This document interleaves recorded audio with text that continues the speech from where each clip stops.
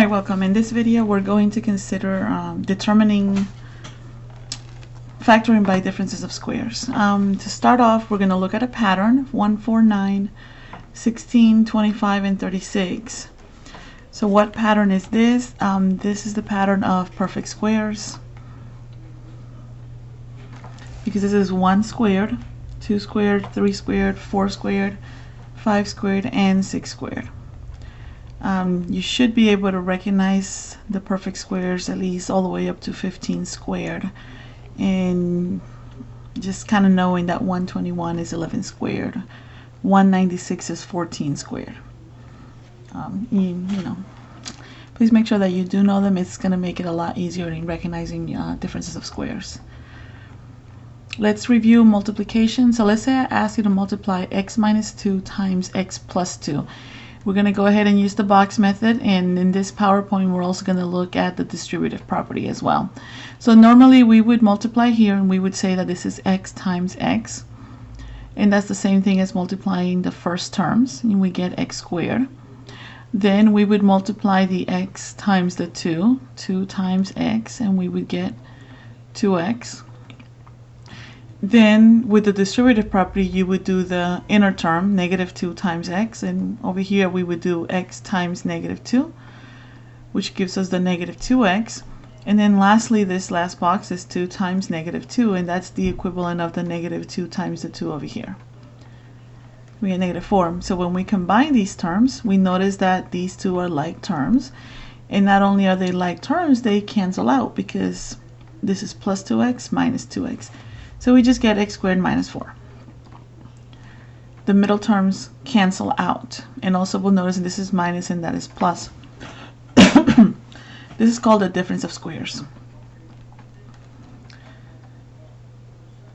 A difference of squares looks like this. You have a squared minus b squared is when you multiplied a minus b times a plus b. Or you can swap this order, so as you can write a plus b times a minus b. The order doesn't really matter. First question, well, first I'm going to go through the steps of differences of squares, and then we'll talk about GCF. First things to ask yourself for factoring using differences of squares: are there only two terms? Is the first one a perfect square? Is the second one also a perfect square? And is there a minus sign in between the two terms? If all of these are true, then we can factor using differences of squares. For example, this problem. I went ahead and I wrote them down. Just kind of recap. GCF, no GCF. So we're going to try difference of squares. Do we have two terms? Yes. Check. Is the first one a perfect square? Yes, it is. This is actually x times x. So is the second term a perfect square? That one is also a yes, because this is 5 times 5. Do we have a minus sign in between? And the answer is yes. Yes, we do have a minus sign. So we can go ahead and factor this using perfect squares. We're going to need the x and the 5. It is going to be x minus 5 times x plus 5.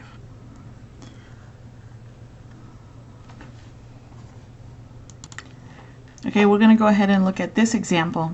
16x squared minus 9. The first question you're going to ask yourself is, do you have the greatest common factor? There is no common factor between 16 and 9, and they don't have a common variable. So the answer is no. So we're going to try differences of squares, but we need to go through the criteria. Do we have two terms? Yes. Is the first one a perfect square? Yes, it is. 16 is a perfect square, right? And x squared is a perfect square. So 4x times 4x gives us 16x squared. So then yes, the first one is a perfect square. Is the second term a perfect square? And the answer to that is yes, because 3 times 3 gives us 9. Check. Do we have a minus sign in between? And the answer to that is yes. Yes, we do. So then yes, we can use differences of squares for this. So you're going to need this term and this term, and it's going to go like this: 4x minus 3 times 4x plus 3. Now some of you out there are probably wondering, but I wrote the plus term first. Maybe you wrote this.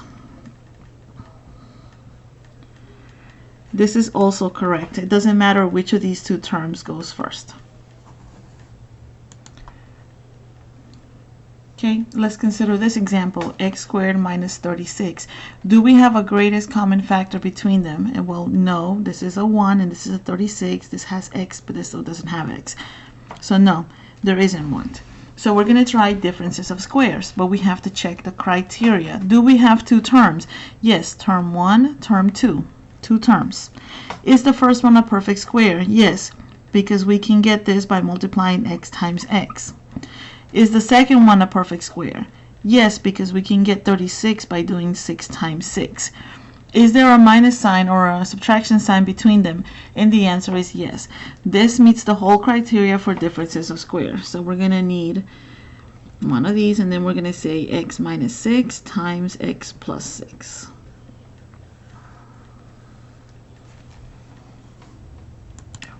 We're going to look at this example, 9x squared minus 16. So now the question is there a greatest common factor between 9 and 16? No, there isn't. This one has x, that doesn't. So the answer here is no. So let's try differences of squares, but we have to meet the criteria. Does it have two terms? One term, two terms? Yes. Is the first one a perfect square? The answer to that is yes, because 9 is 3 times 3, and this is x times x. So this is 3x times 3x. Right? 3 times 3 is 9, x times x is x squared. Is the second term a perfect square? And the answer to that is yes, because it's 4 times 4. Do we have a minus sign in between? Yes, we do. So this meets the criteria for differences of squares. So you're going to take a single term, and you're going to write your differences of squares.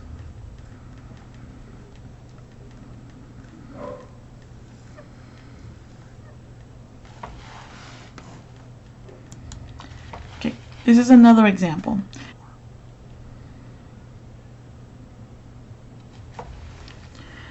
Alright, we're going to go ahead and factor 8x squared minus 12. And the first question we're going to ask yourself, is there a greatest common factor? So when you look at 8 and 12, you know that you can pull a 4. Alright, so your GCF is 4. So we're going to write the 4. In order to figure out what's in here, we're going to think about this being divided by 4. 8 over 4 is 2, so we got 2x squared. 12 over 4 is 3. Alright, so we did GCF factoring, check. Now let's think about it. Should we do differences of squares? Do we have two terms? One term, two terms? Yes. Is the first term a perfect square? And the answer to that is no, because 2 is not a perfect square. Alright, so then that means that you don't do differences of squares. And this would be your final answer. Okay, we're going to try another problem. X squared plus 81. The first question you should ask yourself when it comes to factoring is there a greatest common factor? Well, there isn't. This is a 1 and 81. They don't have anything in common. So the answer is no. Now you're going to think about differences of squares. And you say, well, maybe differences of squares. So go through the criteria. Do you have two terms? Yes, term 1, term 2. Is the first one a perfect square? Yes, it is. This is x times x. Is the second one a perfect square? Yes, it is. This is 9 times 9. Do you have a minus sign in between the two terms? And no, you do not. So this means that this does not qualify for differences of squares. Alright, so we've exhausted all of our factoring techniques so far, so then therefore that means that this is your final answer. Okay, this would be prime.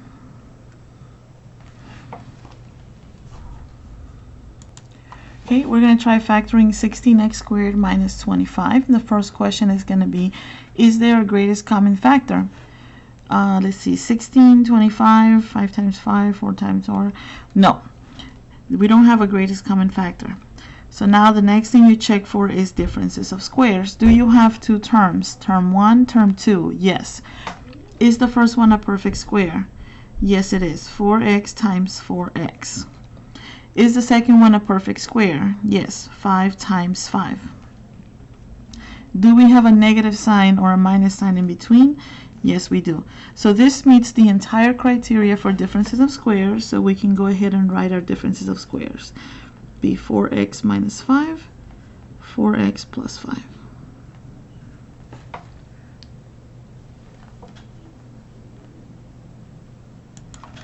Okay, let's go ahead and try another problem. 50x squared plus 8. The first question you're going to ask yourself, is there a greatest common factor between 50 and 8? And there is. It's 4. It's 2. Right? The GCF is 2. So we pull out a 2.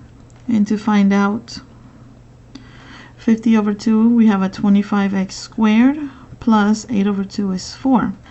So after we do the GCF factoring, we ask ourselves, how about differences of squares? So let's check. Do you have two terms? Term 1, term 2. Yes. Is the first one a perfect square? Yeah, 5x times 5x. Is the second one a perfect square? Yeah, 2 times 2. Do you have a negative sign in between the terms? No, you don't. So this does not qualify for differences of squares. Therefore, your answer is just this. Okay. We're going to go ahead and factor 81a squared minus 49b squared. The first question you should ask yourself is there a greatest common factor between these terms? And it doesn't look like they have a common factor. So then the answer is no. Now ask yourself, how about differences of squares? Would it qualify? Do I have two terms? Well, yes, I have two terms. Is the first one a perfect square? Yes, it is. This is 9a times 9a, right? 81a squared. Is the second one a perfect square? Yes, it is. 7b times 7b. Do I have a minus sign? Yes, I do. So all the criteria has been met. So therefore, I'm just going to take a term from each. All right, 9a minus 7b times 9a plus 7b. I have factored 81a squared minus 49b squared. Okay, so now we're going to try to factor x squared minus y squared. The first question you need to ask yourself is, do I have a greatest common factor? And no, I don't. It's just 1. So no, it's GCF can't help us here. How about differences of squares? Do you have two terms? Term 1, term 2? Yes. Is the first one a perfect square? Yes, it is. X times x. Is the second one a perfect square? Yes, it is. Y times y. Do you have a minus sign in between? Yes, we do. So the criteria has been met, so this qualifies for differences of squares. So I'm going to take a term from each. It's going to be x minus y times x plus y.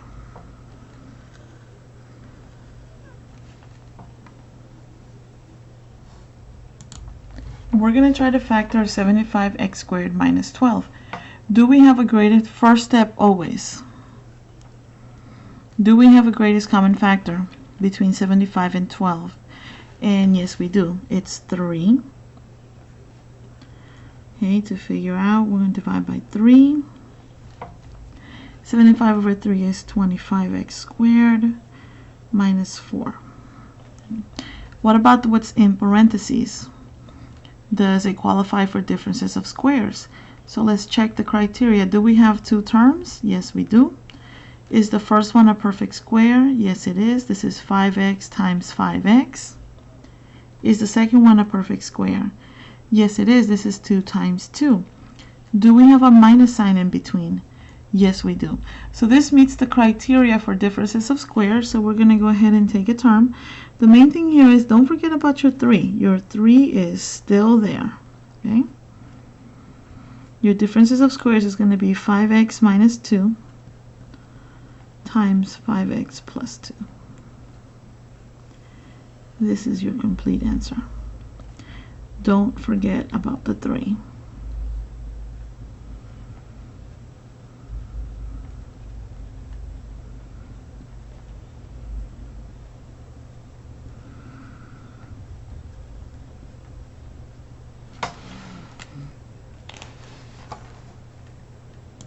We're going to go ahead and factor 18c squared plus 8d squared.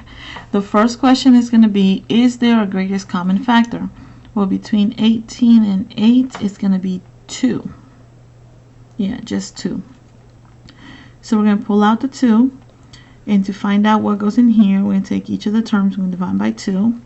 18 over 2 is 9, plus 8 over 2 is 4. Okay. Then we're going to ask ourselves, does this term in parentheses, can we factor it further using differences of squares? So let's check. Do you have two terms? 1, 2. Yes. Is the first one a perfect square? Yes, it is. 9c times 9c. Is the second one a perfect square? Yes, it is. 2d times 2d. Do you have a minus sign in between? Oh, we don't have a minus sign in between. So this means that we cannot factor it further using differences of squares. So we need to stop. This is the answer. We're going to try to factor negative 64 plus 4m squared. With this one, we can pull out a 4. Alright, so the first question we're going to ourselves is the greatest common factor, and yes, the 4 is the greatest common factor, so we're going to go ahead and pull that. And that'll be negative 16. Oh, sorry, we divide by the 4. I'm thinking ahead. I apologize, students. We pull out the 4, right? But we need to figure out what goes inside our parentheses, so we're going to divide each term by their GCF. So it's going to be a negative 16 plus the 4's cancel, so it's just going to be m squared. Now here's where it kind of gets tricky, because you have your negative term first, but we're going to go ahead and rewrite it, because we see things, and we see the perfect squares, and we think, well, what if, right, we swap these. What if we wrote m squared minus 16? It's literally the same thing. This is like saying negative 5 plus 3 or 3 minus 5. It's literally the same thing. We just swapped them. Alright, so now we're going to check this for differences of squares. Do we have two terms? Yes, m squared and 16, that's two terms. Is the first one a perfect square? Yes, it is. Alright, sorry, we were interrupted by a phone call. Is the first term a perfect square? Yes, it is. It's m times m. Is the second term a perfect square? Yes, it is. It's 4 times 4. Do we have a negative sign in between the two terms? Yes, we do. So then this means that we can factor this using differences of squares. Don't forget the 4. So it's going to be m minus 4, m plus 4. And this would be your final answer.